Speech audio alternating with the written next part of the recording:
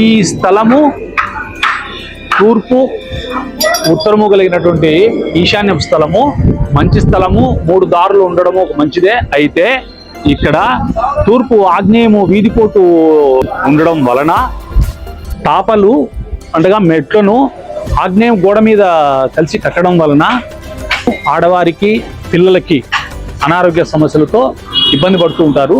దీనికి కావాల్సిన రెమెడీ ఏంటి అంటే ఇక్కడ ఈ ఈశాన్యాన్ని ఎనికి తీసుకోవడం వల్ల ప్లస్ ఈ తాపలు ఈ విధంగా ఉండడం వలన ఈ పరిస్థితి ఉత్పన్నం అవుతుంది.